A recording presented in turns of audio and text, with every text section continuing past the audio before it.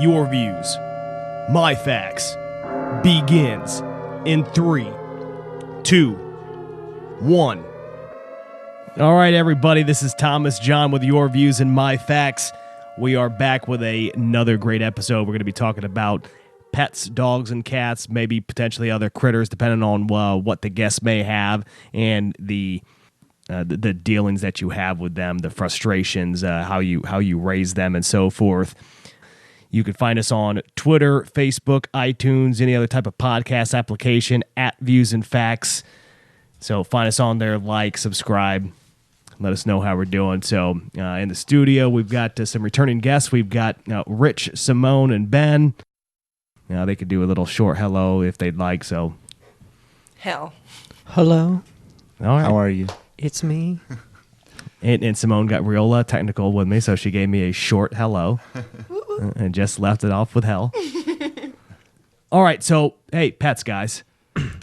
I don't know if you guys noticed, and I'm sure most of the other guests probably have noticed. If not, they're just blind. But one of the biggest frustrations that I've had with the newest addition to my household, granted it's been about a year and a half now, is him chewing up the carpet on my landing.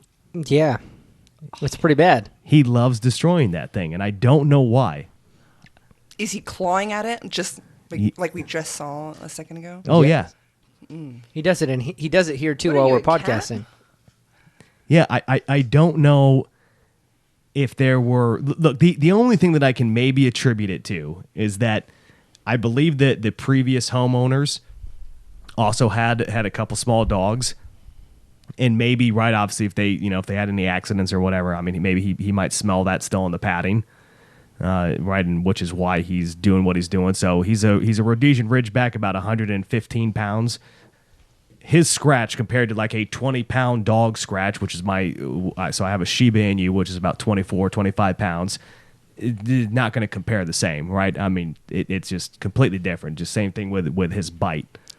Which he does. I mean, he doesn't bite, but I'm just saying if he gets a hold of something, his jaw force is stronger than hers. So, anyways, very frustrating. Hopefully, he will grow out of that here in the next couple of months because I think come February, he will be 2 years old. I know that for a fact, but his birth certificate's right behind me, February 4th, somewhere over there. Certified pedigree? Yeah. His grandfather was a grand champion. But that doesn't mean you are, Cal. I'm looking at him as I talk to him. You think you're talking nice to him? He's wagging his tail. You need to earn that. He really wanted to kind of jump over, I think, Simone right there. Like, what'd you say? What is going on? So, okay.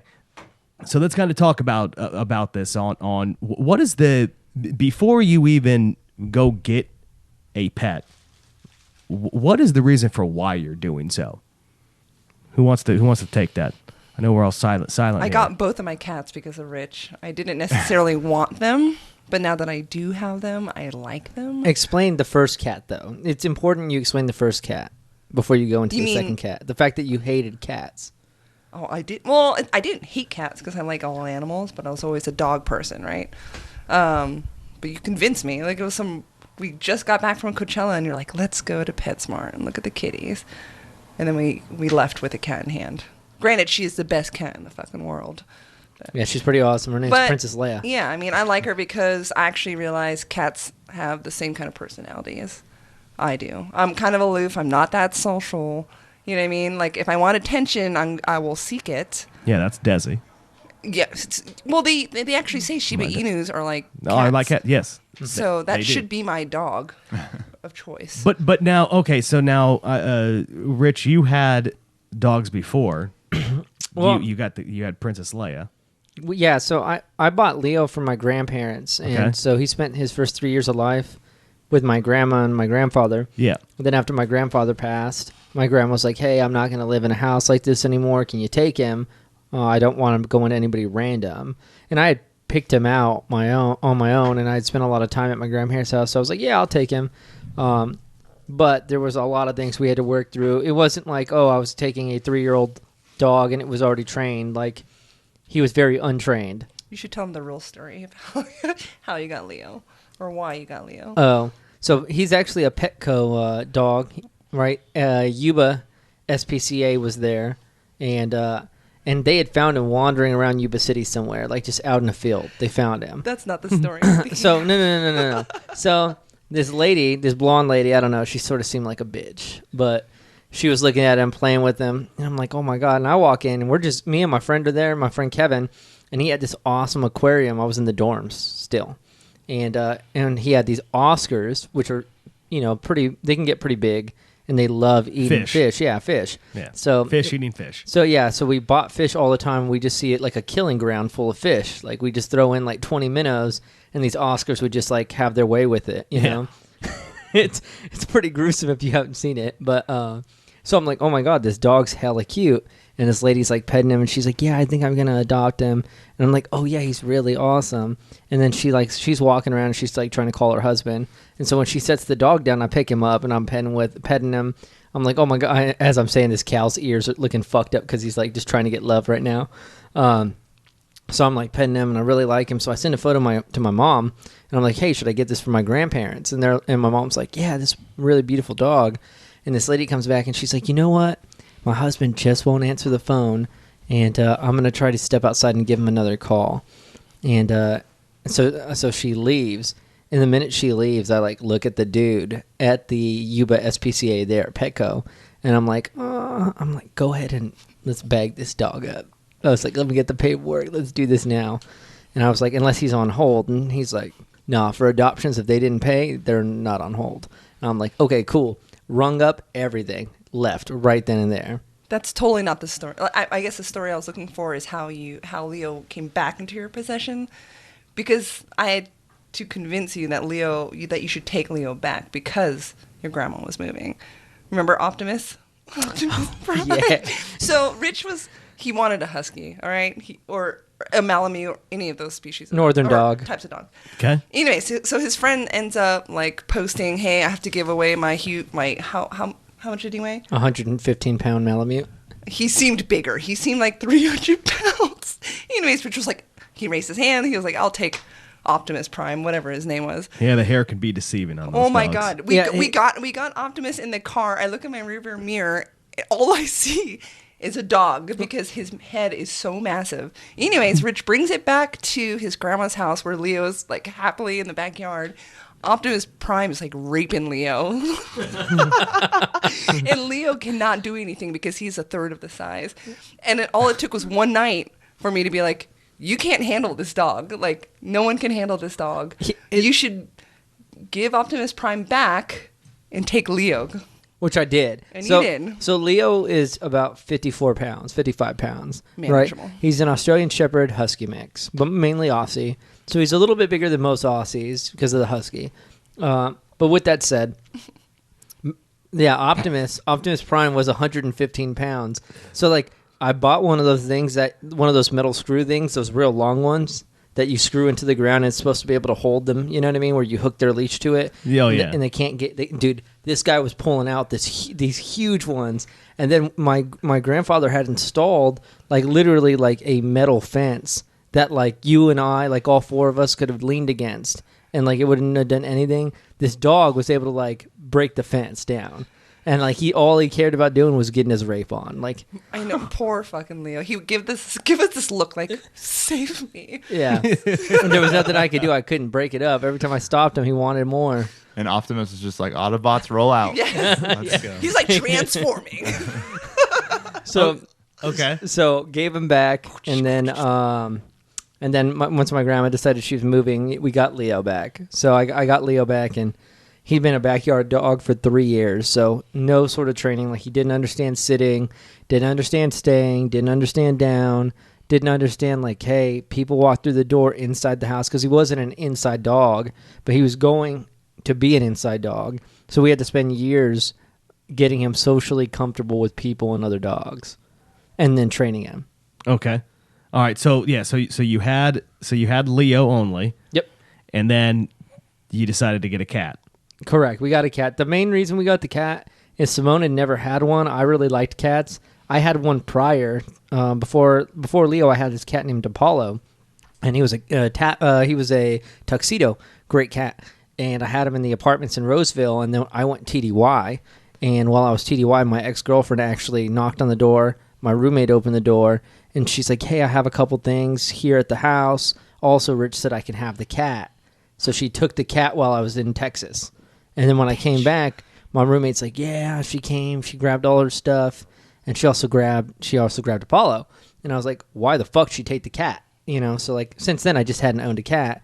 And then Leo's really attached to me. Simone's like, I want an animal that, you know, that's more...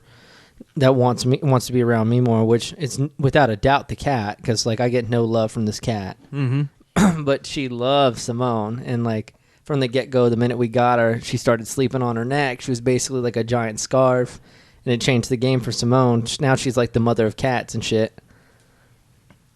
Cat lady. Yep. And so we bought... At what point am I the crazy cat lady? Do I have to be single and then like the only posts I put on social media is of my cats? When you're widowed and older. Yeah. So like, I have to be okay. So after I get assassinated trying to run for office, then I will definitely become a crazy cat lady. So we got Leia in February, and then we enjoyed Leia and Leo. The dynamic was pretty nice, and then I wanted another dog. And Simone wasn't thrilled with it. Not this February, though. No. This February 15. And then I wanted another dog, mainly for Leo, because he had really high anxiety. And I was like, oh, maybe if I get another dog, it'll calm his anxiety down. Mm-hmm. And then we found Indiana, which is a Husky Labrador. And we got her off Craigslist from these lesbians. Oh, wait, hold on. See, now, Indiana, but a her? What? Yes. Oh, okay. Indiana Jones. I don't want the audience to be confused here on why a male character. Yeah, no, Indiana Jones. She's a female dog, very adventurous, and we got. She was going to be named Dodger. Yeah, initially it was going to be Dodger for about a week, but I'm not a Dodger fan. Who is? I am. I am, and this guy named Abe at school. Yeah. I call him Honest Abe, but he's also known as Alcoholic Abe. Boy. Hopefully he doesn't listen to this. I mean, I'm not the one that came up with the nickname. That's true. Okay. I was the one who said it. All right, so Indiana. So yeah, we got Indiana. That was September. We got Indiana, and then You can't stop, man. I know. And then actually, just about a month ago, we picked up Bobby Newport. I think we have issues. And he's a kitty. He's a Siamese kitty. Okay. And he's very adventurous. He likes to attack. He has a broken tail. He likes to eat. Yeah, he's got a lightning bolt for a tail. So can you explain this Bobby Newport thing to everybody? So I'll let Simone explain it. She came up with the name. Perfect. I mean, there's not much to explain. If you watch Parks and Rec. Oh, let's say I don't. Okay, well, because I'm an adult. Do you know who Paul Rudd is? The actor? Who? Paul Rudd. He was Ant-Man. He plays Ant-Man. He's in Role Models. He's the dickhead in Role Models. He's in Role Models. He's the one that says 20 means 20, and it's the only one that's not in Spanish. So you're an idiot in 2 languages. No, I thought you'd like that if one. If you see him, you will absolutely know who he is. Well, I don't like the fact that any of those are not in English. Period. It should be just small, medium, and large. You know what? I agree with you. Thank you. Rich finds it very annoying that I don't say grande or tall or whatever. I say medium. Or Good. Small or tall. Yeah. And I mean, Don Quixote. Oh my God. Oh, boy. They do make really good quesadilla there at Don Quixote. Quesadilla, you mean? Yeah. Oh, yeah. You're going to say... Exactly, with extra jalapeno. Okay, so, all right, Parks and Rec. Okay, yes. Paul Rudd plays this guy named Bobby Newport. He's like a trust fund baby. So, like, his dad runs the big business in town, and he decides he wants to run for city council. And he's basically like, hey, like, he doesn't know shit, right? What's one of the lines? You know a couple of the lines. Let's see. What are my thoughts on abortion? Let's just have a good time. That's one. There's also the one where he's like, I'm against crime, and I'm not afraid to say it. Yeah. So he says ridiculous things as he's running for office. Right. So how did you decide to come up? So there's a scene, right? So they're trying to work on an attack ad against Bobby Newport, right? Okay. So they're all together, right? And they're like, well, what can we do? And they're like, well, Bobby Newport's never had a real job in his life. And so he was like, cool, record it. So he goes, Bobby Newport's never had a real job in his life. And then Aziz Ansari's character was like, no, man, you got to sound more like sinister, angry. Like 90s attack. Exactly. Where it's like... So then the character changes his tone. He goes, Bobby Newport's never had a real job in his life. And then they just kind of go in a circle just reciting that. And that's literally my favorite scene in any sitcom. To visualize it for you, think of a black and white political ad where you see like smog pouring out of some fucking reactor. And they're like, they're polluting in California. I think the visualization is there, but what I'm trying to figure out is how you decided to give Bobby Newport to the name of the cat. Well, I think it's hilarious because my cat. Every time I talk to my animals, I'm like, "How'd you make yourself useful today? Like, what did you do to contribute?" You know. So I look at Bobby Newport and I'm like, "You're never gonna have a real job in your life. Like, you're kind of, you know what I mean." So, the other dogs have jobs, like even the cat. Princess Leia, she has caught many of flies in her life. One time she delivered a fly to Simone while she was asleep. It's very interesting. That's a sign of respect. That is. It's much love, right? Yes. So the cat earns her way that way. Indy is just like the most loyal, where she's just like, I'll look at you. I'll love on you, Dad. Like she'll like she'll come lay down with us, and she's extra affectionate. And then Leo, he paces so much because he's high anxiety because he's an Australian Shepherd. He earns it on his own from like not dying of a heart attack every day.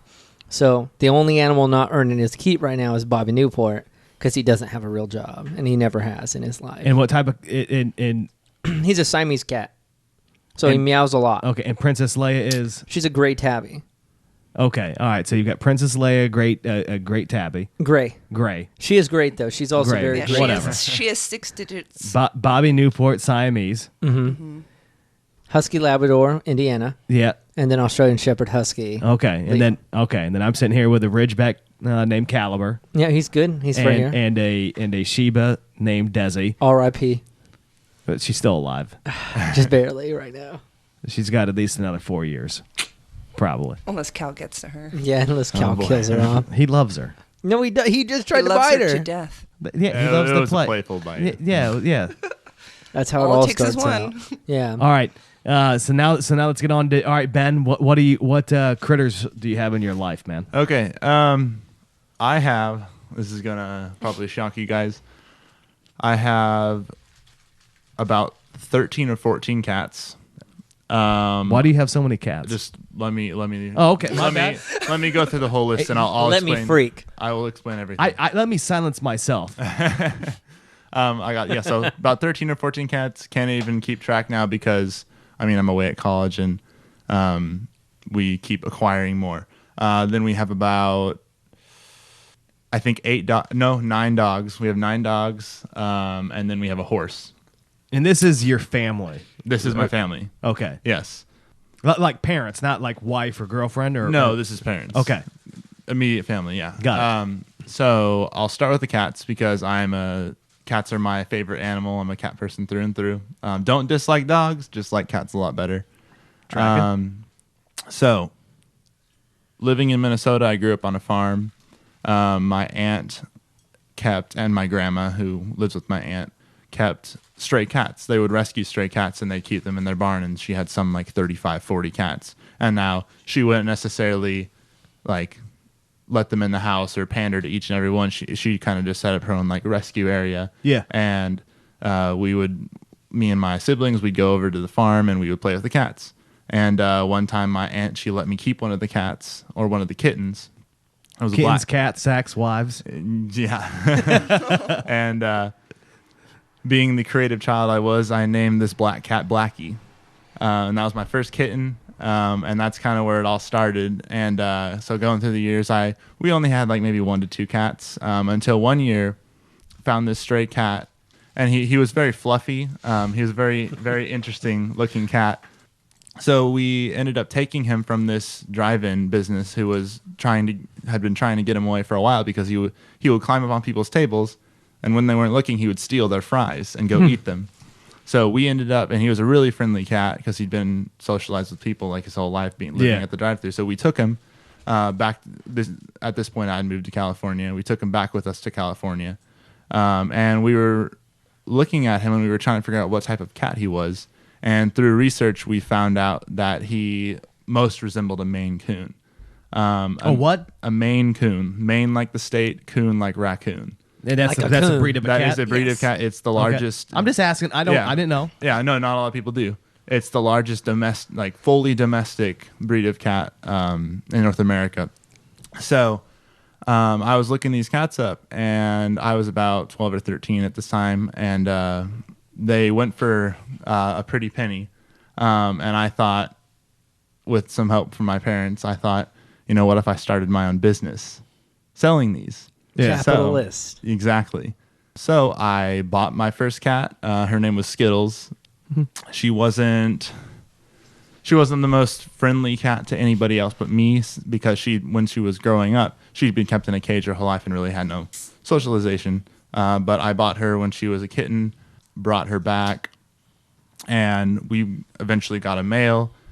She had her first litter of kittens, and I tried selling. I just wanted to see what the market was like. Tried selling them, and boom, instantly, like within a week, all of her kittens, all 4 of them, were sold.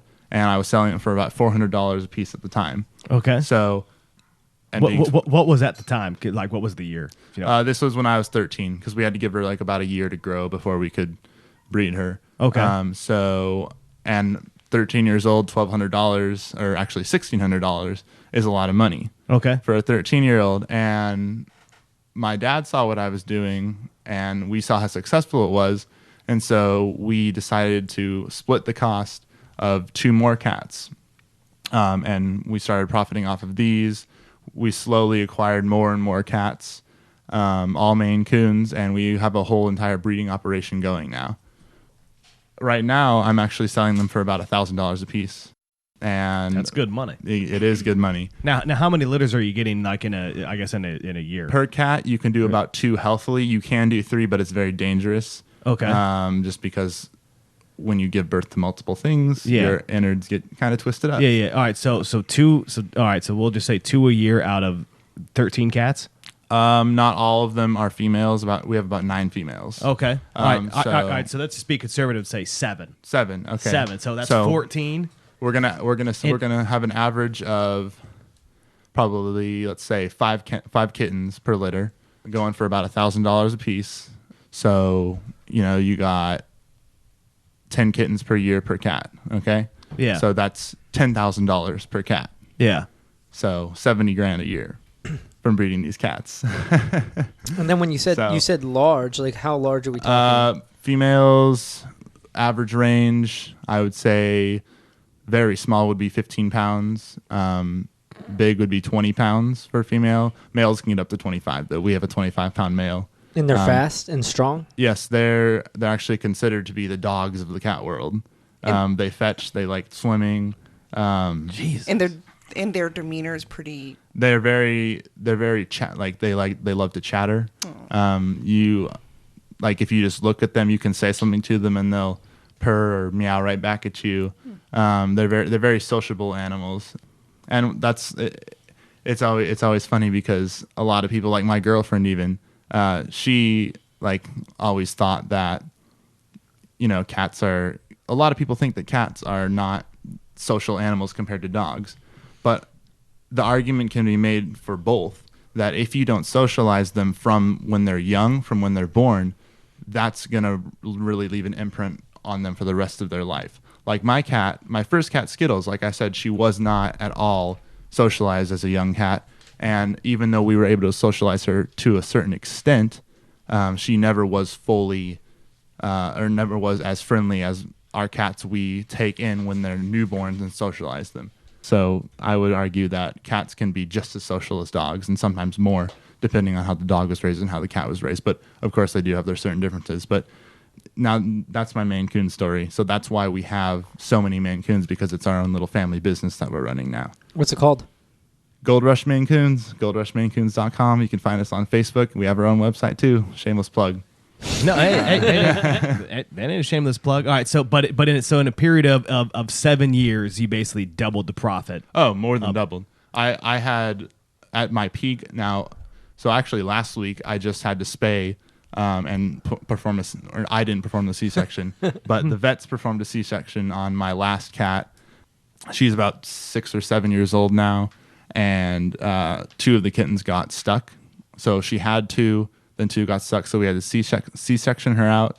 if we wouldn't have done the C-section, the kittens would have died because the birth canal was twisted, and also she would have gotten very sick and possibly died herself. Because when you have decomposing bodies inside of your body, that's not necessarily good for you. Right, yeah.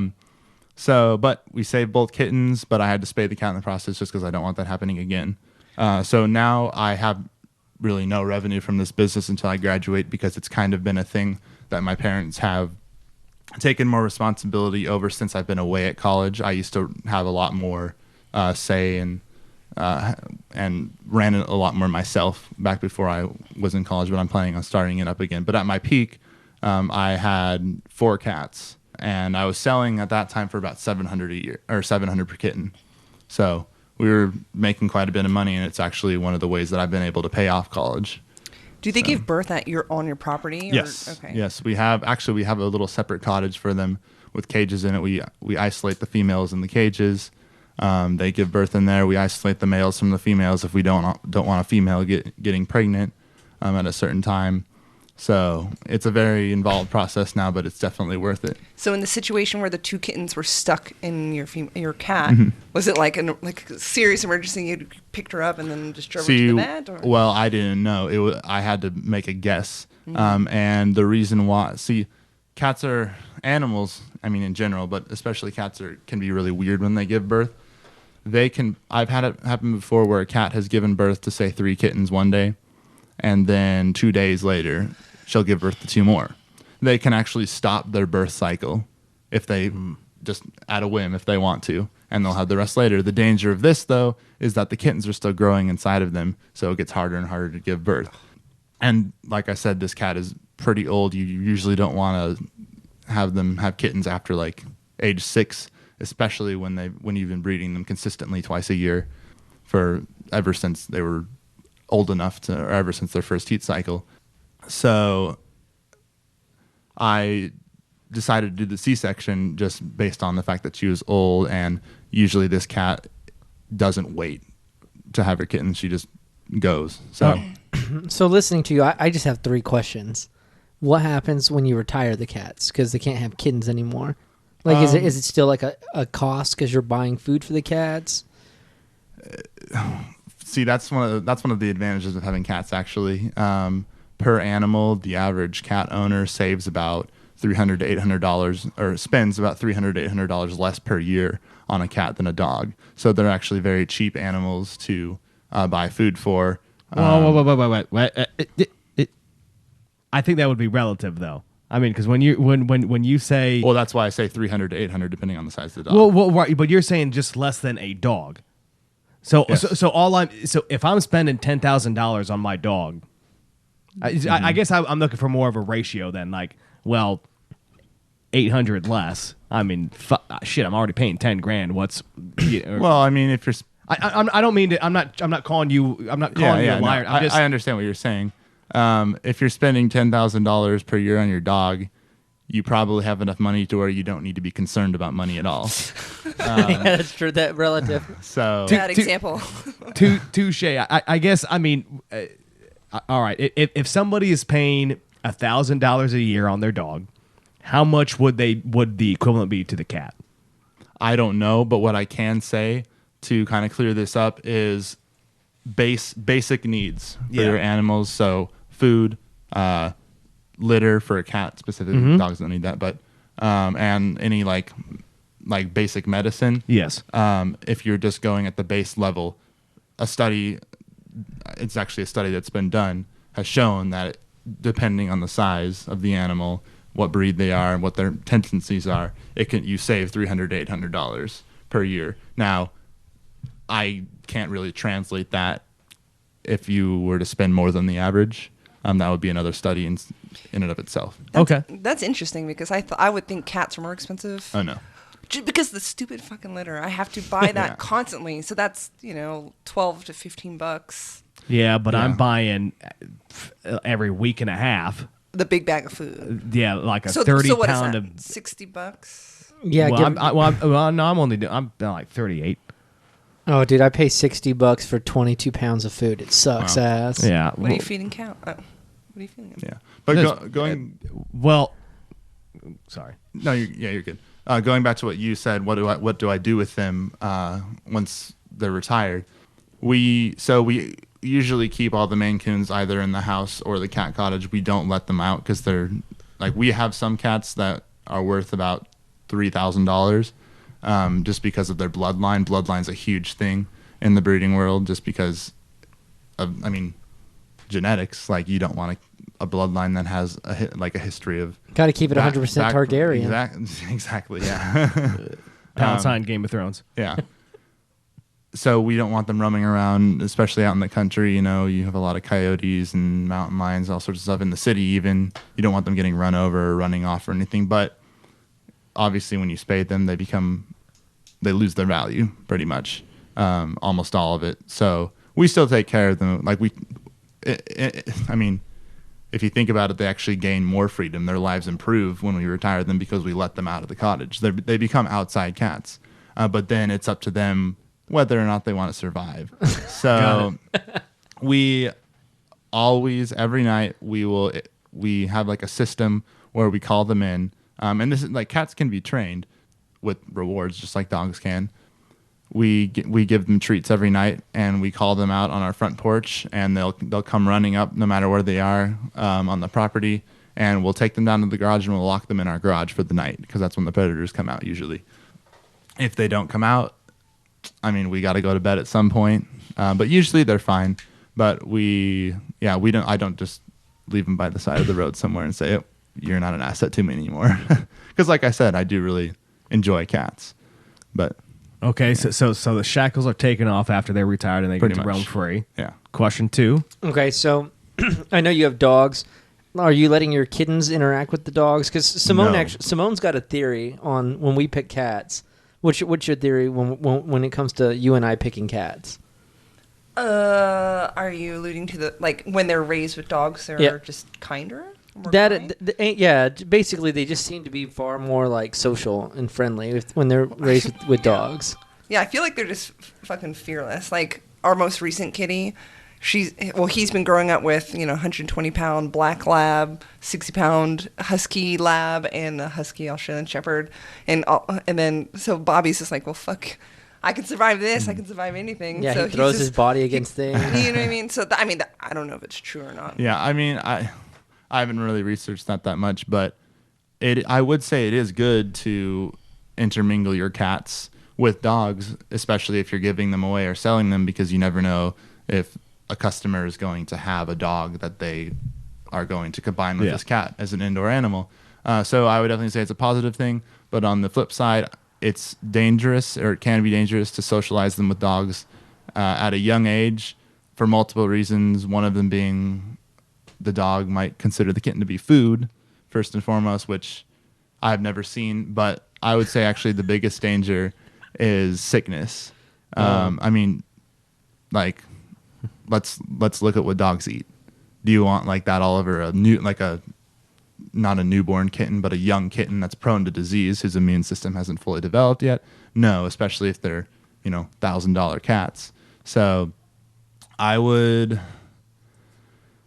say it is a good thing, and I would say there are definitely like overall positive benefits to it, but I would not do it at a young age. Okay. Uh-oh. Or with a breed that has more of a tendency to be violent, like a Rottweiler or a pit bull. Huskies are supposed to be aggressive. Well, we were pretty scared when when Indy first started getting big. She was really high prey drive with Leia, where she'd pin her against the ground really hard. Yeah, and like it's also very situational too. It depends on how you raise your dogs. If you're not going to give them any attention and they're going to be afraid of everything, then they're probably going to use their fight instinct when they encounter something new, just because they don't know how to react. Yeah. When we got Indy, she was smaller than our cat.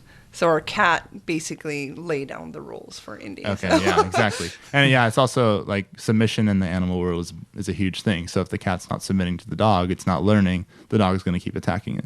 So depending on the personality of your cat, the personality of your dog, it's going to vary.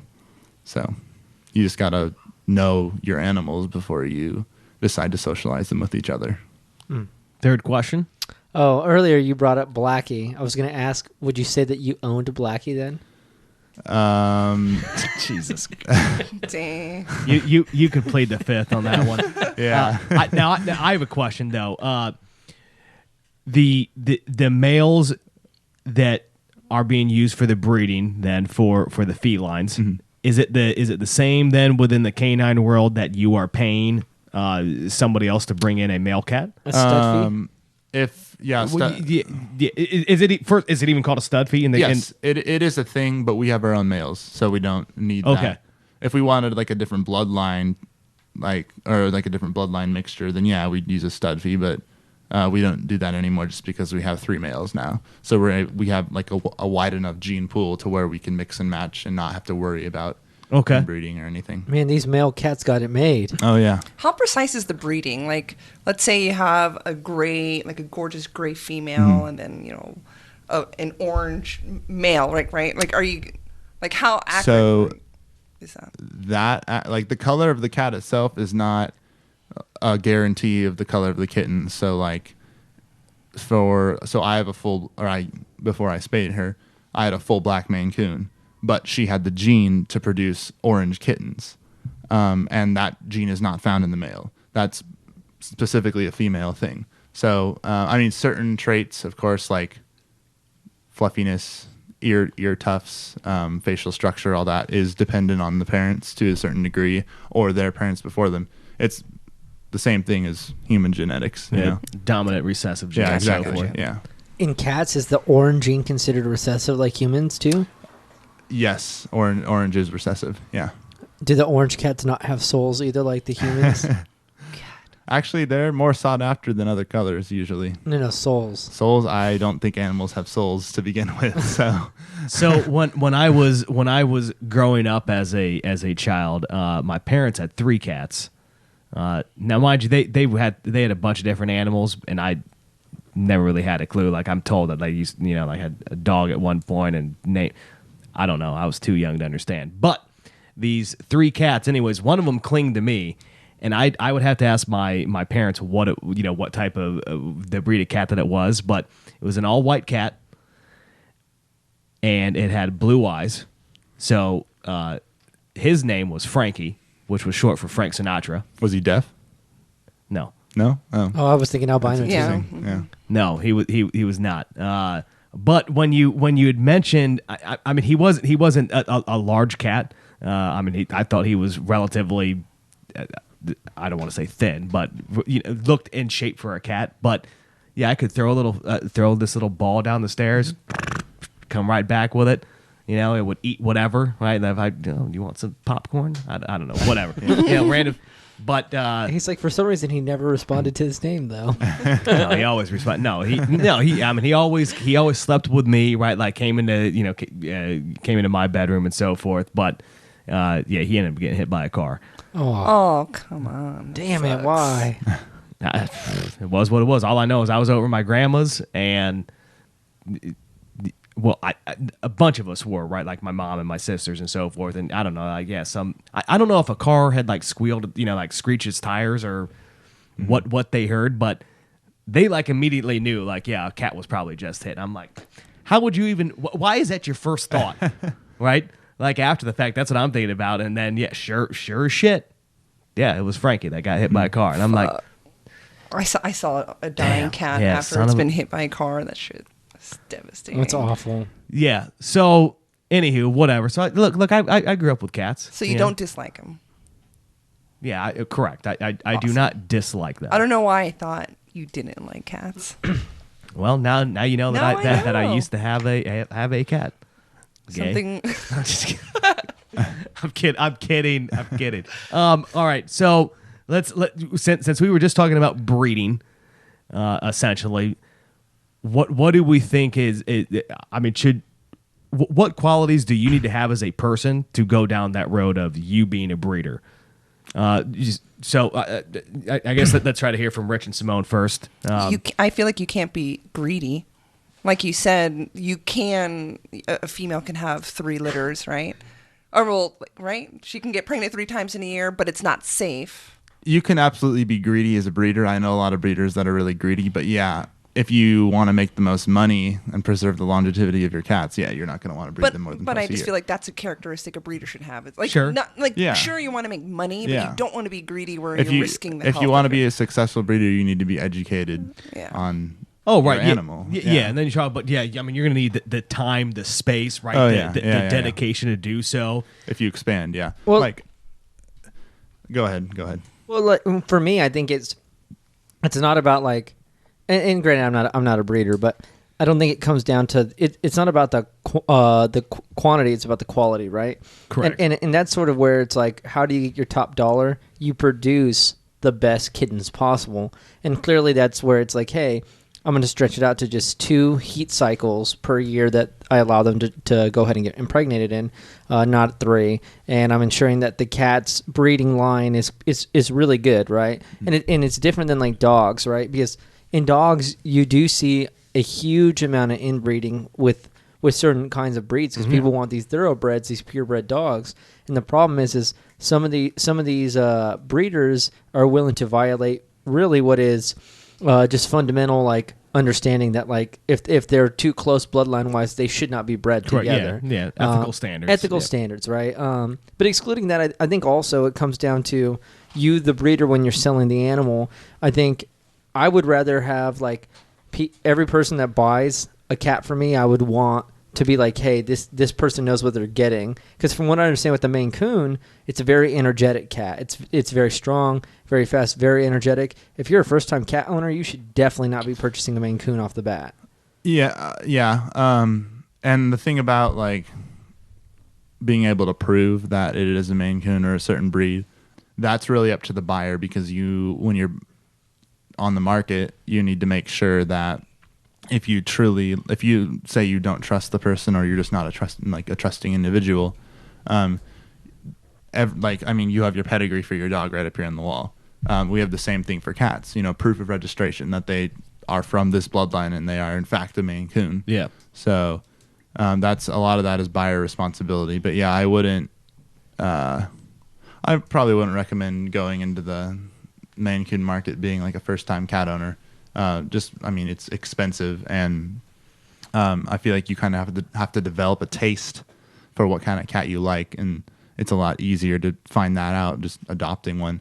And adopting one is also just, I feel like, morally better. Not that it's immoral to sell a cat, but just because adopted cats, what's the next step for them? Like, they're gonna either get, euthanized or whatever. Well, okay. Look, depending on the operation. Yeah, I've got an issue with. I don't want to say adoption. I guess maybe I'll just go down the road of your pet store animals. Is the environment that they were already brought up in, and how they're getting to that is already torturous. That I don't want to go buy an adopted animal. A, none of them because of all the things that could be wrong with it. But B, I feel like then I am only continuing the cycle of like they're making money, so of course they're going to continue to do it. Now, I'm not saying that is true. I'm not even saying I'm not saying it's true all the time. I'm not saying that it's true 50% of the time. But that's one of the things that bothers me is that, and I'm not coming down on you two, right? Like Simone and Rich, but it's. And especially, since you guys went to like PetSmart or Petco or whatever, right? That is a different line of where you're getting an animal as opposed to going to a mall. Here's a pet store, and let me go buy, get this dog or get this cat. So I guess I hear what you're saying by that is it is. I forgot what did you say, morally better or what? It's better to get it. Well, I forgot what you said. Yeah, it's just it just seems like a more like moral, like a kinder thing. Yeah. Like it's not moral, maybe kinder. Right. Yeah. So I get what you're saying. It's just I can't do it because I look at all the back end stuff or potentially I guess the front end stuff of how they got there, and I'm like, I'm not going to support that shit. Well, I think it depends too on what kind of adoption is. Like Simone, for instance, she's only gone through Itsy Bitsy Rescue, right? And so she likes. Is that the name? That's the name. PetSmart. Oh, did you want to give a plug for him? Sounded like you were going. Not really, because I'm a little upset because our last cat had parasites. But Ben said that parasite is actually very common, so Yeah. Can I really be mad at them? I mean, it depends on when it was acquired. Like the specific parasite you were talking about is like it's a sudden thing. It's not like necessarily like a defect gained from like harsh treatment necessarily, or Right. Well, it kind of it can happen. It happens to my cats, and they live probably some of the best lives a cat can live. okay. Yeah. So then I won't be mad at Itsy Bitsy. No, give them the plug. Tell them a little bit about Itsy Bitsy then. I know very little other than that they foster kittens, and then they adopt them out through the Roseville or Rockland PetSmart. Roseville, Rockland, PetSmart. Okay, Yep. Betsy adoptions. So I got Leia there, and that's why I went back to them to get Bobby Newport. So All what right, if you're in the greater Sacramento area, just Google Yeah. Itsy Bitsy Yeah. adoption. But what we liked about them is they assign them to certain families that are experienced with cats, right? And so the cat grows up in a household that's trained on how to raise kittens up until they're about 11, 12 weeks old. The kittens are raised with their siblings because oftentimes Itsy Bitsy will be given these animals all together. So like Leia was from Itsy Bitsy and she was in a group of 5. Something like that. Yeah, and so she would like our first cat was brought in a grocery bag with other cats, and they all remained with the same family until they were old enough to leave, and they try to ensure that they do try to team up like clean dog parents with them as well, so the cats get a little bit of attention from dogs, a little bit of attention from babies, but not like the babies that will thrash the cats around, and we think it's a pretty good deal doing it that way. Leo was an SPCA dog. And Indy, actually, we adopted from a vet tech that gave a C-section just a couple weeks prior to that. Okay. Craigslist baby. So like we've never gone through like the cruel, like, hey, they're in a cage, they're being transported. These individuals then send them to whatever shop, Geyser Pets, etc. Yeah. And then they're sold. We haven't gone through that process. I don't think we would. Like, I don't think my money would be spent at a pet store. No, but I do feel bad because you know what I mean. Like they still need a home. So, Of course. but I would never. I know personally, I would never spend $500 on a puppy in a puppy store. Yeah, I'd have to go through a breeder to spend. If I'm spending over $500, I'm going through a breeder. But I feel for those animals. They'll find a home. Some Asian family will pick them up. Oh yeah, who Oh. knows? So okay, Damn it. yeah. So it takes a certain part of the pond caliber, type of individual to obviously breed animals. Because again, yeah, you just got to know what you're getting into and don't be doing it because of the money. I think another thing that people overlook is you need to find an animal that fits your personality. Oh yeah. Right, not the animal that you want. Yeah, and that goes back to the whole don't do it for the money, because you might, dogs generally are worth more than a cat, in the breeding world at least, except for like one very specific breed of cat, which is it's not even like fully domestic. But anyways, like, and the thing you have to remember too about as far as money goes is you're not selling inanimate objects, you're selling like living things. Yeah. So a whole nother application or a whole nother layer of morality comes on top of it. So you got to make sure it's something you enjoy. Right. Yeah. Oh yeah. But I'm just saying. When you're going out to go get an animal, right? Obviously, I mean, how much energy is it gonna require? Yeah. Right? Do you know the cost associated with it? As you were saying. Yeah. Does it shed? Right? Does it bark? Are you getting a breed that is somewhat restricted? So, Rottweilers and There's a long list. I mean, there is a long list, Yeah. and I don't agree with it because we already kind of touched on it, and I don't think we need to hamper on it too much. But it is the socialization. It's how you raise the dog. Like I've met some of the friendliest pit bulls ever. Oh, yeah. So get out of here. And then on the other side, like labs are normally okay, but the labs normally have the most amount of attacks. Now they're not necessarily the deadliest ones, but they normally, I think they're on the for sure the highest end of the spectrum of attacking. or even small dogs. Well, yeah, I oh, think they're Chihuahuas actually have the terrible. most bites, I think, per year. Oh, true. Yeah. But I think there then you're getting into like the damage that could be done, right? I mean, yeah, I guess you could talk to maybe a little kid. Like no but one's even- really complaining about little. Sure, right, yeah, right, because you just kick it, like, I'll just whatever. Which I'm not advocating that, but But if you're going to kick a dog, kick a Chihuahua. But did you know? Yeah, for sure. When you got Dizzy, I mean, because Yeah. Shiba Inus are considered more experienced Super dog difficult, owners. yeah. Did Yeah. you know what you were getting? she is a relic of my ex-wife. I thought you picked her out. No. Oh, I thought you did. Not necessarily. It basically turned into that, I had a list of dogs that I wanted, or that I would be okay with. I don't even know if I wanted a dog at the time, right? It was like, whatever, right? But if this is going to please you, sure. So what I said, you let me know which dogs then that you are interested in. So this is going off just right the AKC, website and doing just like the basic background research. Yeah, people get messages in here left and right. And so, yeah, she came up, whatever, like she had the list, and then I saw the one that was on there, right, was this Shiba, and, I didn't know anybody that owned one, right, but the way it read at the time, I was like, hey, sounds cool, sounds like it would work. And then, of course, it seemed more on the rare side, right, or at least the side that's not really well known. Fun fact for you, apparently it's like number 40 out of the 163 dogs that there are, like, for popularity. So blew my fucking mind. Number 1 in Japan, though. Sure, yeah, you're right. Well, it might be number 2 behind the Akita. No, I think Shiba's number 1. I think the Akita's number 2 because like every household now in Japan is like pretty small for the most part. Okay. So the Shiba is like ideal for these little like Tokyo living. Well, okay, yeah. So anywho, whatever. Point, here I am. I'm like, look.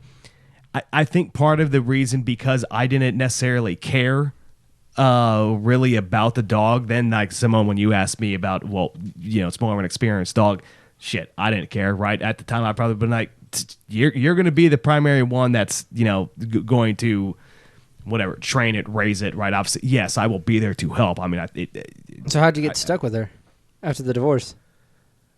Oh, I took her. Oh, okay. You wanted her. Well, at that point. I mean, so anytime that we would go anywhere, right, or that, like if we took a trip, or when I went to go do any type of training, like Desi would go stay at my parents' house. So then at the time that the divorce came around, right, my ex-wife had asked me, all right, well, who's going to get Desi? And, I just said, well, whenever we left, like, it was my family that was taking care of her, and not yours, even though that they also had dogs too. So it's not like they weren't dog lovers. So it just makes sense that, myself and my family were more in tune with this dog than yours. So I'm taking her. And there really was no, she's like, yeah, that makes sense. I was like, okay, good.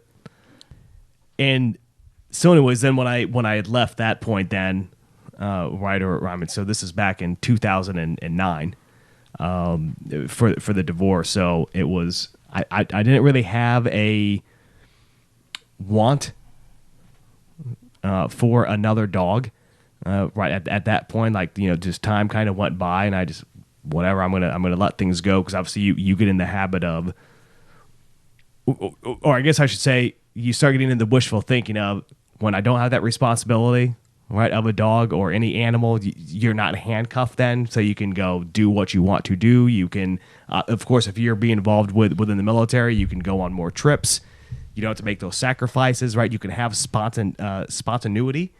So, anyways, whatever, the years went on, and I just said, you know what, like, I do want another dog, and I want a dog that will be, more geared towards me, right? A larger dog, I mean, more whatever. And so I started again, then just doing the research on my own, and came across the Ridgeback and said, that's what I want. So then I found a breeder, which is Savannah Ridgebacks down in Auburn, California. Boom. Or Plymouth, California, rather. But, and yeah, went and picked him up. And yeah, he's a little bit of a handful from time to time. We're getting there. Yep. It's just me that's training him, so it can be tough sometimes. Yeah. But at the end of the day, he's a good dog. He is. He's a good pup. At the end of the day, it's yes. It's hard to get mad at these fuckers. They're so goddamn cute. Well, he's like a big. That's what I'm saying. When he's exhausted, a big teddy bear. Yeah. So he's just he's a cuddle bug. But I think the big thing is, like, there's Cats 101 and Dogs 101 too now. Like, now that we have information at our fingertips, I think people looking to get animals should use these pages. Me and Simone have used it left and right for both cats and dogs to see what fits our personality type. For me, I've always known, like, what breed dog wise would always fit me. So, like, I've never I've never worried about it just because I knew at like 16, 17 I was going to just pretty much be a husky owner. And I've gotten mixes, and I don't really care about the purebred aspect to the husky breed, just because the breed itself initially started off as like a couple breeds that they bred together to make the husky. And like that dog I think fits my niche. It's very much like a very large cat almost. Like, it's fine with just being lazy, or it can just go ham at the park. Yeah, it's definitely, figuring out what, again, going back to what you want, and what will fit who you are, or what's going to drive you and maybe make you be someone better. Like if you're willing to actually make those changes. So, obviously with my smaller, with the Sheba, then with Desi, there's really no walking, right? I could just she could just run around the house and be fine, or go in the backyard.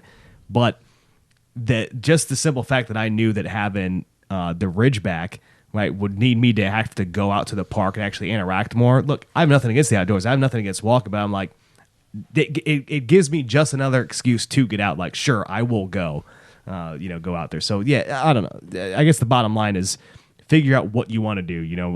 Or make sure what you want to go get the animal, will fit you, and that you're ready to take on those responsibilities. But I did want to come back to your question. So you asked me about the food thing. So right now I'm just feeding them like Pure Balance with a dry food, whatever. But I do monthly go buy them like raw patties that are just ground up, like all the organs and the bones and so forth. And then I'll feed him those. But he's supposed to have like 2 pounds of food a day. Fuck. Because it's supposed to be 2% of their body weight. So that's why, it can get expensive. And I don't know. I'm not against the like the raw food diet. If you have the time and the money. Well, you could find cheap avenues for it. Okay. There are cheaper organizations that will, especially if you get involved in like a farm type, right? So it can be cheaper, but you need the space because you got to have the freezer space for it to put it in there. You got to be, you got to portion it all out. And as long as you start them young, you can transition them later, but it normally should help their entire lifespan better, their digestive system. So I just try to make sure that I give him a wide variety of, these raw patties.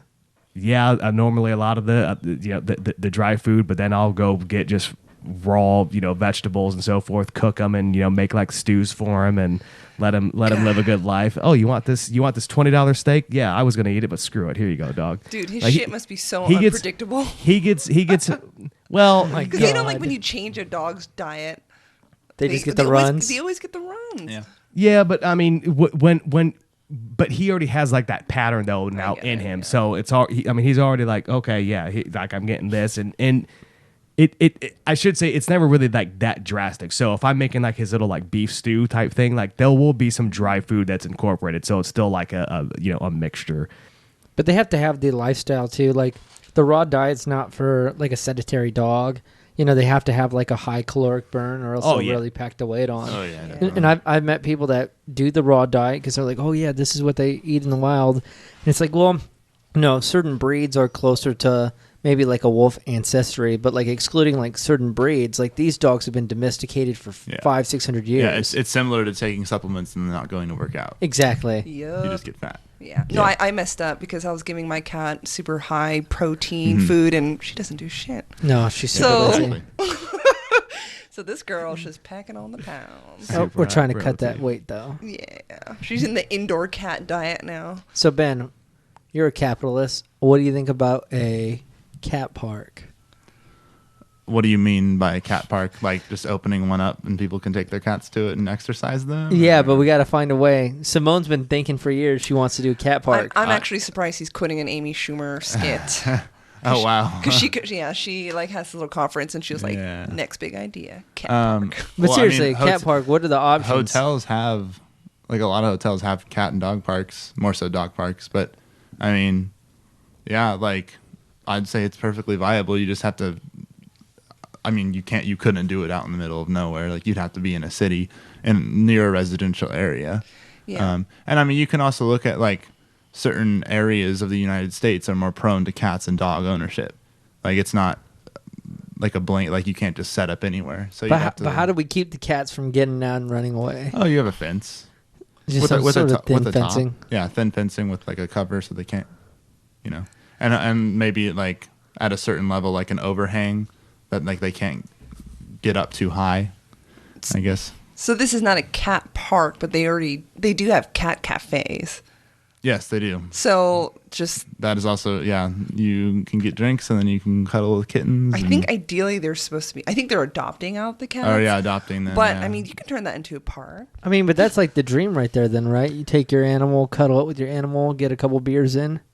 yeah. I mean, I don't think this is ever going to be a thing, so I want to try it. And if I'm not mistaken, like something like this was already pitched on Shark Tank, and they were like, "Are you fucking out of your minds?" But what if it works? I mean, it works with dogs. Yeah. I don't think it'll work with cats. Yeah, I don't. There's. Look, cats I'm- need, I- need look, their I- place to I play don't- too. Look, I don't hate the feline, but I just don't see it happen. There are some things that you just got to say it ain't happening. Yeah, see, like cat parks also, I feel like wouldn't be as successful just because cats are more prone to sleeping a lot, and they're not as active of animals as dogs are, so it wouldn't generate as much business Yeah. as another type of animal. That's The more entire ground is just growing, just Yeah. catnip, like just period. Right, like man, we gotta get their energy up. then they would just be rolling all over the place. And yeah, be entertaining to watch, but you'd probably lose focus after a while. What's the craziest thing that you've seen with your Maine Coons? Like, what's like this one thing that just sticks with you, and you're like, yeah, these fucking cats. Oh well, I don't know. I drove home one night and I pull up, and so our cat cottage is at the end of our driveway, and I pulled up, and one of our cats likes to climb our fence, like that we built in the cat cottage as a roof, so she can't get over it. But and sometimes she'll hang on it. So I pull up and my lights are on, and I just see this cat just like sprawled out on the fence, just like looking at me. It's like stuck on the fence, just like staring at me, and then I walk up and it's like meowing at me, and I don't know. It was just weird. Did you get her down? She got herself down. She does it all the time. So I haven't really seen anything weird though. I don't know. I have a question about something. Do you guys screen your buyers at all? Is Yes. there- Oh, yes, absolutely. And We always have buyers come to our house, and we have them like tell us their history, and I mean, we ask like what animals they own. We ask where they live, like just all sorts of stuff, because you want to make sure that you're sending the animal to a good home.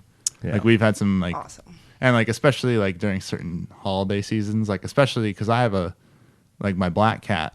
And she has a lot of black kittens, so we don't sell during Halloween. Good. Just because like that's I mean Halloween, like black cats, like it's not like a super common thing, but No, I've heard seen of their this eyes. too. I've seen dead cats with their eyes yeah, gouged out. oh yeah, they gouge up, they sacrifice them, all sorts of stuff. So we don't really sell any cats at that time. Just Probably because- safer. Yeah, and like I mean, same thing with like Easter bunnies.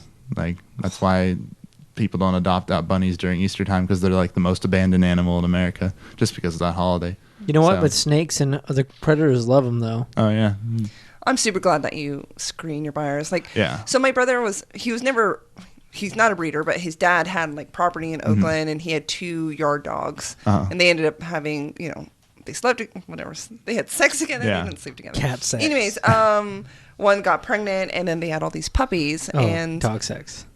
you would have loved these dogs because they were half Malamute and half like Shar-Pei or something like that. Oh, this They're- was that one dog. What's the name? Magnus? Mingus. Anyways, so he had all these puppies, and he literally just gave them away. gave them away. So Yeah. like he gave it to this one woman once. Oh, I was there. So he gave it to this one woman, and then 3 weeks later, me and my sister are walking downtown Berkeley, and we see the lady, and she's like this homeless lady, and turns out she was crazy, and we're like, "Where's the dog?" And she was like she had no answer for it. Oh wow. And that bummed me out because I actually bonded with these puppies. Yeah, exactly. Yeah, so you Bums me gotta. That's up to you. Like you gotta really be careful who you sell to, because that's just part of like the morality of the business. You know, I was telling Simone she's never seen how cats end up doing the deed. And I'm like, dude, it's actually pretty rough. Like these cats, they're pretty violent when they have Yeah, sex. they actually are. I've heard them. I mean, especially when the males are learning, they'll actually bite. So they bite the scruff of the neck of the female, and they'll actually like rip the hair out of the neck, like when they're trying to learn, or like depending on how, like what they're like if they're rougher. It's like duck style. Have you seen ducks? Yeah, have sex? S&M. No, I have not. They essentially do the same thing. They just grab the woman's necks. And, Asphyxiation. Oh, it's bad. It's getting down. TJ loved 50 Shades. He read that book. Did you? He did. How was that? It's written for like a 4th grader. Is it? Yeah. I mean, I don't know if I'd read that as a 4th grader. well, the It's in sex ed. the grammar that is used, right? Yeah, in the English put in there. The book was I can't say was. I didn't see the movie because I'd read the book before that came out. But yeah, I thought the book was fine. So what I was real happy about was when I had got. So I never got pointed towards like the girl with the dragon tattoo. Right? Those are good books. And then that series, until I had a friend that told me about them, and fell in love with those ones. Those were all phenomenal. And now there's like a new author that's taken over writing some of them. I forgot who his name is, but it's not Stieg Larsson. It probably won't be as suspenseful though. I don't know. I've got the 4th. I bought the 4th one, but I haven't. I started reading it, and then I got caught up taking care of some other things, so I'll have to get back into it, and I'll let you know. But, So I have a question. Probably it's for Simone. Simone used to work at this dog park cafe called. Well, the cafe portion was sit and stay, and the dog wash was Mud Puppies. Mud Puppies, Yeah. and this is over in Point Isabel, which is between Richmond and Berkeley. It's in Richmond. It's between Albany and El Cerrito. But she befriended God knows how many dogs in her time. Dude, it was there. the best job. I always say if I didn't aspire to do anything in my life, I could have worked there forever. So Go ahead. So if you had to choose now that you've become a huge cat lover, and then you have your experience with the dogs, what would you, if you had to only choose one breed to exist in the world, or I guess one species to exist in the world, would it be cats or dogs? It would be dogs. Still. Look, they give affection on command.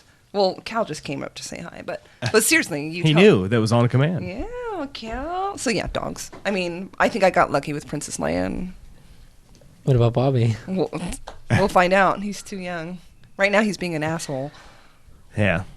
What about you, Ben? Oh, definitely cats. See, And why? I actually think that dogs giving affection on command isn't necessarily a fully positive thing because it cheapens it. Okay. All right. You got cats my cats, so they're socialized correctly. They give affection all the time, but they're not at your beck and call. They're independent creatures, and I like independent things. Like I don't want to have to like a dog, because dog affection isn't always on command. They come up to you all the time, even if like you're not feeling like it. They're very dependent animals. One would say cats only come up to you when you don't want the affection. See that, AKA like when I'm typing up a paper. I feel like that's somebody who doesn't like cats. I feel like that's something they would say. Not the case. I like cats. I enjoy cats. It's just I'll be like balls deep in a paper. It'll be like a 10-page research paper, and it's the only time in the day this cat decided to give me attention. And I'm like, you got to be fucking kidding me. You are literally a walking stereotype cat. I mean, see, dogs will do the same thing though. Like, look at this guy. I'm trying to talk, and he's coming up and sniffing, Don't you love it, sniffing though? all over the place. Oh my goodness. Not particularly. Yeah, no, I mean, I really do hate, like, it's how inconvenient cats can be. Like, I'll be sleeping in the middle of the night. They want to walk across the bed. Why do you have to cross my chest? Like, it fucking hurts. And half the time they know, though, like, that's the weird part. They know, like, when you don't really want them, they'll come up to you. Yeah. See, but in order to make that argument, you have to tell me how dogs don't do the same thing. And they absolutely do, just in different ways. Dogs listen to commands, though. I can tell Indy point blank I love her to death, but I'll be like, go to your home.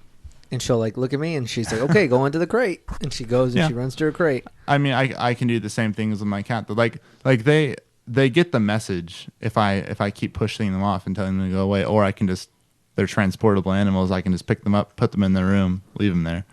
So now let me tell you about my experience with the dog that's very much to a cat. And that dog's name is Desiree. Right? So this guy, Shiba Inu, Thomas John. I'm watching his dog because he goes to NCOA, right? So he leaves. He's gone for 6 weeks or 8 weeks. I can't remember. It's 6 weeks. 6 weeks. So I've already been his roommate for a couple months, like 3 months.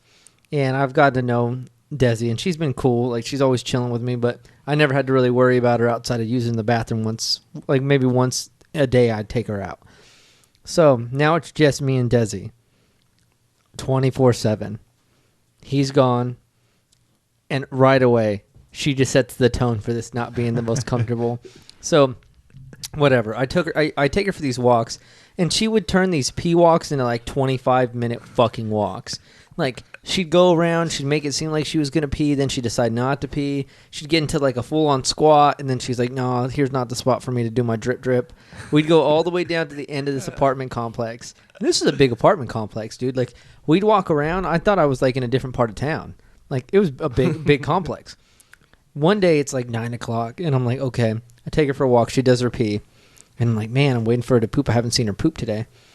And she drops like a tiny little nugget, and I'm like, man, this doesn't seem right. Like, there should be more poop.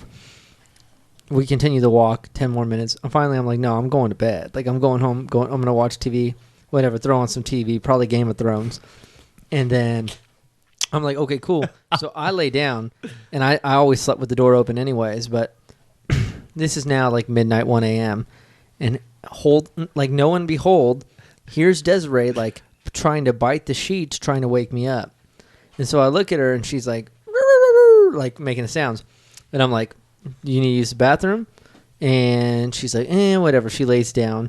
And then she continues pulling out the sheets while she's like laying down by this little futon bed I'm sleeping on. And finally, I'm like, get the fuck out of here. Like, it's like 1 a.m. I'm trying to go to sleep. All of a sudden, I hear her bark in the living room. And I'm like, what's going on? She waits till I get out of bed. I go to the living room. I look at her. She looks at me, and then she just takes a fat shit on this rug. Right? And I'm like, are you kidding me? She does that. She goes right back into her little crate that he had on the floor. She goes to sleep. Chill. I'm like, you got to be kidding me. So I got to clean that up. This is like 1 a.m. She does this again a couple weeks later, but instead of poop, it's pee. So then finally I call him. I'm like, hey, what do you want me to do with this rug? This rug just smells like straight piss and poop. And he's like, just roll it up and keep it outside on the patio, and maybe we'll get it cleaned or whatever. We ended up tossing it, but see, that's actually a dominance thing.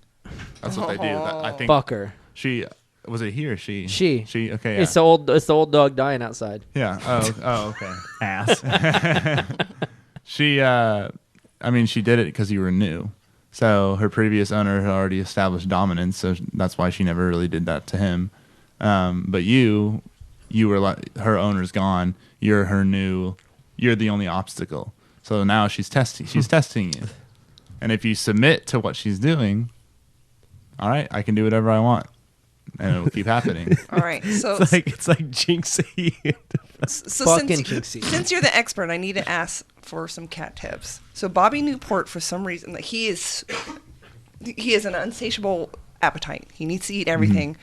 He needs to be on the table while I'm eating, and even if I lift a plate, he has to push that plate down so he can grab it. Yeah, he reaches like he's about to eat a burger, like he's reaching for a burger on the plate. Yeah, so obviously I put him down. He comes up. It's just like a vicious cycle. Any tips? Well, you need to be really strict about not letting them on the counter or the table. Like my cats, like if we ever see them on the counter, we run at them, we clap our hands, we yell, and they'll get off. So now all I have to do is if they're trying to pull a fast one on me, I just look at them and they know, so they hop down right away. So you just really need to like every time you see him up there, you need to kick him off, yell at him. What about water? No. Oh yeah, water works really well. Well, are we screwed because Princess Leia, who's 2 years older, she already jumps on the counter? Like she's not going to break. Sometimes she lounges on the counter. See, that's a little harder, yeah, because I don't. Like, how do you discipline one? Yeah, it is possible, and it would be easier if you guys would also like train Princess Leia to do the same thing. Hey, it's my first cat, remember? Yeah. I thought it was normal for cats. It would still be possible to teach her not to get up on the counter, but especially as far as animals go, like the first thing they're taught is usually ingrained in their brain, and it's really hard to break that. So Yeah, I would just be really strict with him about. I mean, people. I wouldn't recommend it, but people will put like small mouse traps and stuff on their counters, just to kind of like snap scare a the little cats. leg. But they can get injured, and it can be dangerous for you too. So I would not suggest that. But like just some like something you can put up on the counter that will drive him away, or like every time he like grabs for your food or something. Just bubble wrap the entire. Yeah, bubble Dude, wrap. There I you go. know. Okay. I got an important one. My parents have this cat named Jimmy. All right. And this cat's a little fucker. All right. That's the first thing I'm going to say. He is an orange tabby. And I think I told you about him. Like at nighttime one time, like he always tries to attack me, period. But at nighttime one time while I was sleeping on their couch, he literally slept above me, staring at me, ready to swipe and attack me. Like, no lie. He's like literally he's trying to kill me. Ben, can I tell you why this orange cat does not like Rich? Why?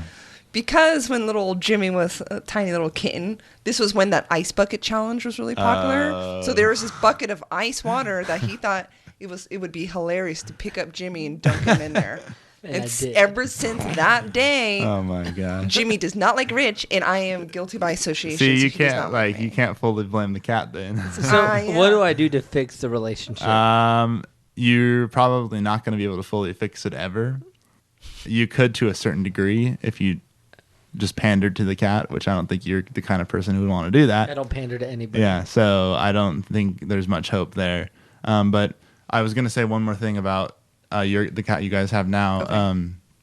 What you can do also as far like anything that you don't want him to do, what you can do for him is remove him from whatever he's doing, and if he does it again, like remove him again, and then give him like you can buy these like little like dry treats.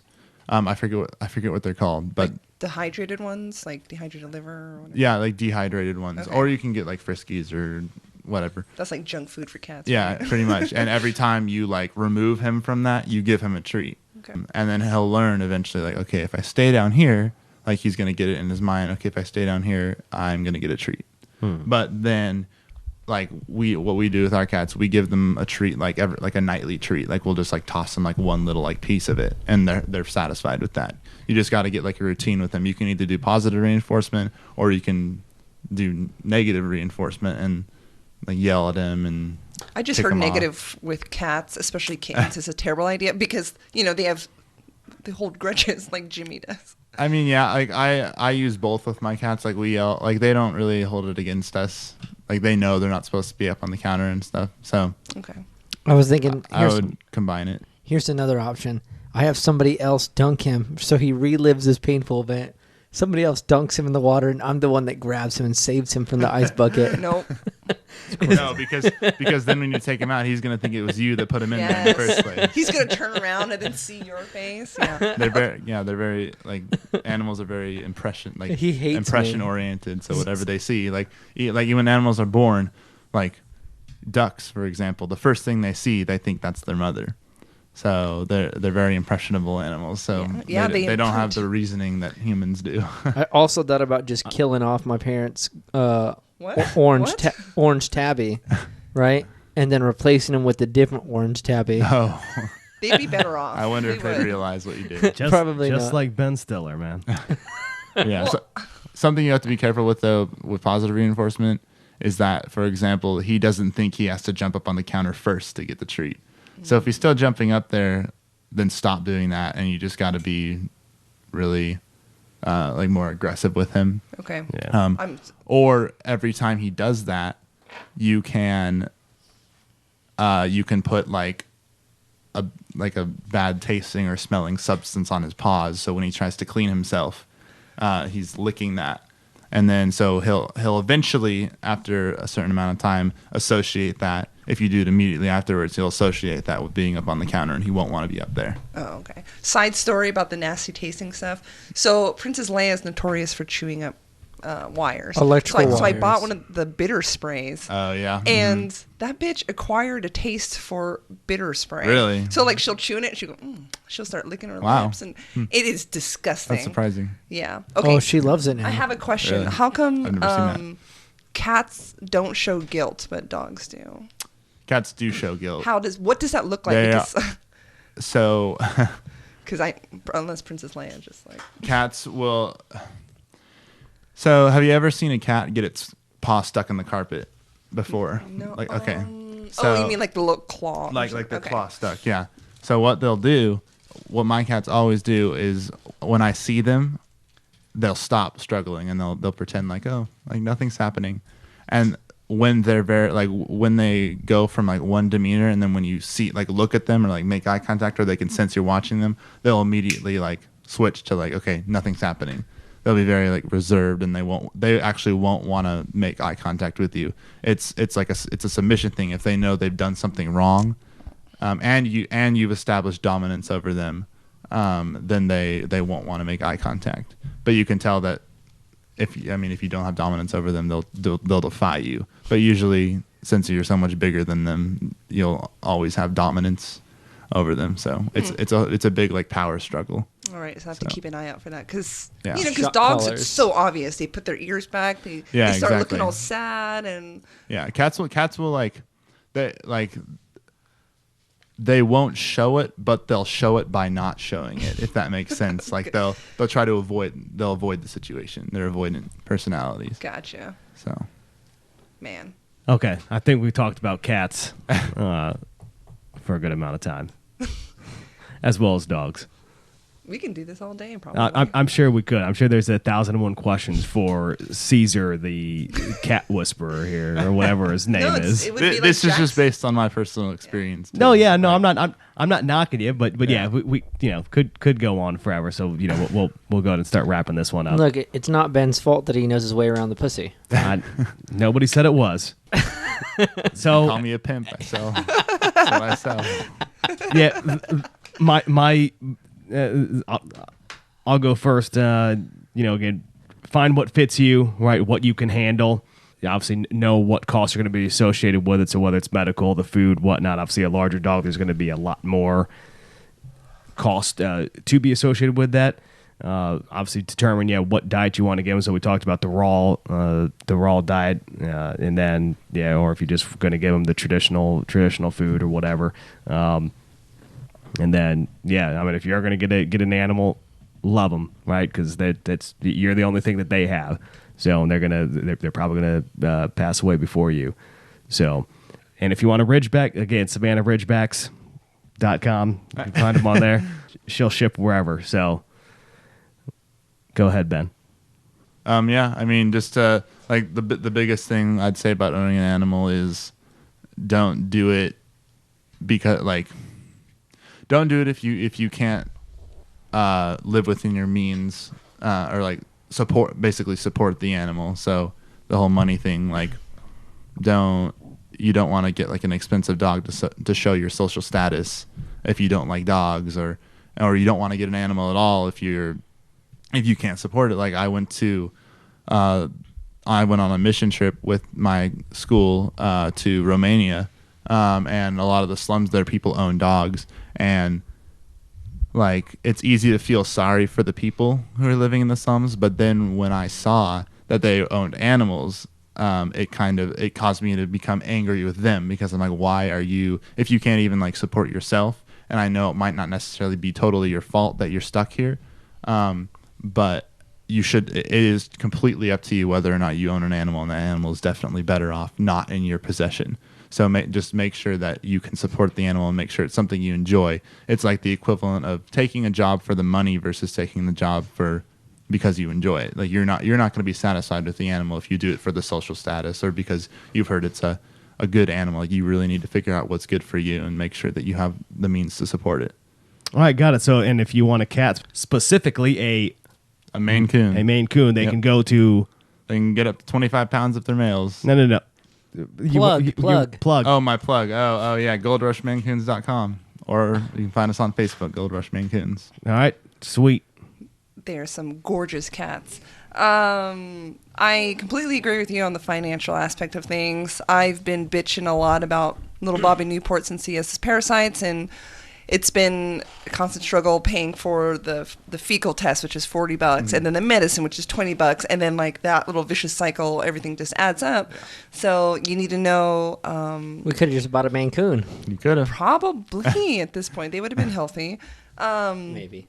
So I'm just saying factor that in, because there are going to be emergency scenarios in which you're going to have to, pay for, and I'm sure Rich will get into that. But if you, let's say you were to get a cat from Itsy Bitsy Rescue, great what they're doing, like with what they're doing.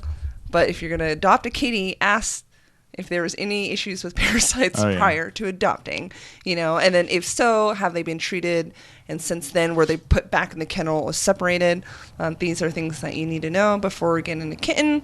Another big thing is, Thomas, I think you mentioned this, like you're afraid to get a dog because you want to be spontaneous when you want to be, right? Because getting a dog means responsibility. Yeah, it's like having a kid. Yes, that is so important to remember.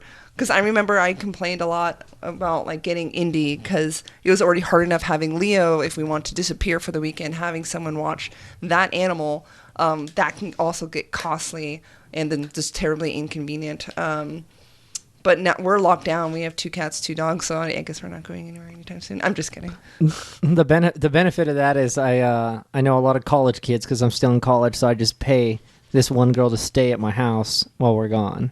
And it's relatively inexpensive. She does a good job, and I just guilt trip her if she doesn't. So it's pretty awesome. Yeah, just sort of saying what Simone did. You never know what kind of costs are going to come up, especially with dogs, to be honest with you. My Australian Shepherd easily has cost me God knows how much. Probably like $2,000 worth of like additional like surgeries or different things. Like the first year I had him for my grandma, he decided he wanted to get onto the boat that I was on, and so he actually jumped into the water, punctured his leg with this huge, thick piece of bamboo, and I had to take him to the hospital for that. Real quick, can I tell them how epic that was, though? Because, so Leo was in my backyard, so in order to get to the dock where Rich was, Leo had to jump over the fence to the neighbor's house, run down their pier, jump in the water, and swim to our pier, and then get on the pier there to reach Rich. Yeah, then and he got so he punctured his ankle. So crazy. Yeah, actually just missed his Achilles, and he was bleeding all over Simone's dad's boat. So we had to spend the rest of that evening cleaning her dad's boat, get the blood off. Another time, dude ended up getting a bunch of those. What are they? Stickies, foxtail. Yeah, like foxtails. Like 4 of them got. Huge. Yeah, they got into his paw, infected his whole leg. So they had to go and remove all those motherfuckers. And then his anxiety at one point was so bad that he was destroying my doors.